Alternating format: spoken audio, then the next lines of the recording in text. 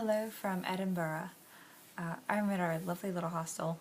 I say lovely because it is generally, and we have our own showers, and that is something incredibly lovely in this world of budget accommodation.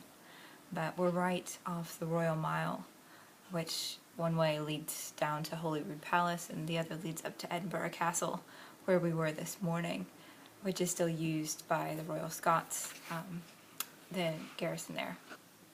I don't know if I'm saying that properly, but it was magnificent. We arrived just as they were changing guards this morning, so we heard all the pageantry with the bagpipes and got to see that bit of ceremony.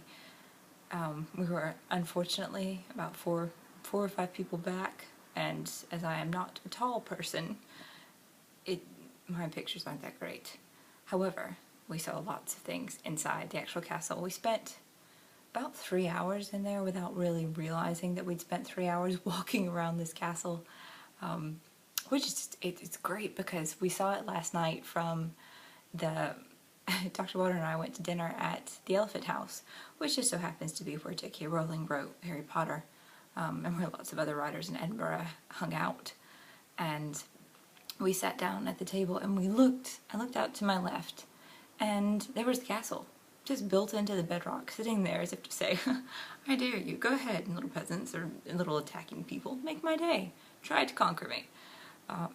Which I think today during the tour, they mentioned that they had surrendered once, I think, because an explosion caused by this long siege had disrupted their water supply, and that was already problematic, so I think that was the one reason they got the castle then.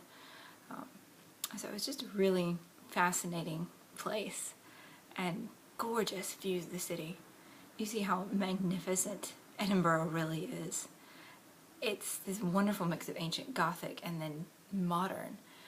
Today in St. Giles there's a window right over the entry doors that was designed, I think put in 1984, 85. She said it was a tribute to Robert Burns, not Robert the Bruce.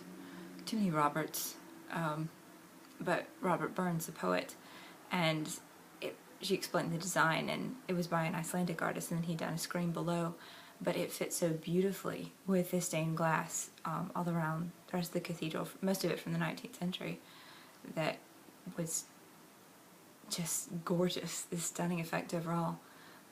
And the most beautiful part of the cathedral is the Thistle Chapel, which you go in, there's all these wood carvings, but it's all early 20th century. You would think it would be so much older, but it's just about 100 years old, and it's magnificent. I keep using that word, but there really doesn't seem to be another. That is my overall impression of this city. It truly is magnificent. There's beauty everywhere. It's ancient and modern and completely glorious. So you really must come see it. I'm glad that I finally have, because now I will come back. I will keep coming back here because it is that beautiful, and there's so much to see. The Walter Scott Monument, which we saw from a distance but didn't actually get to see up close, is this great towering thing. So there are two great national heroes, are Sir Walter Scott and Robert Burns, both literary figures, which I love, but the people here are lovely, and there's so much culture here. It's just a fantastic city to visit, and I imagine to live in. So I think that's everything. I'm probably forgetting something, but that cannot be helped, as I'm kind of tired at the moment, and tomorrow we unfortunately have to go back to London. I say that unfortunately. We're going to London, but I'm sad to leave every place we go, just about. So, and the last two have been my absolute favorite, Ambleside and then here. Necklace, by the way, is from an artisan in Grasmere. It's one of my little souvenirs. I keep adding to things, and with broken luggage, it's not probably the best choice. God bless our worthy gentleman who is amongst us. He switched bags with me, and it's the only way I made it with my three-wheeled suitcase that I tried to tape and make ghetto fabulous, and that did not really work.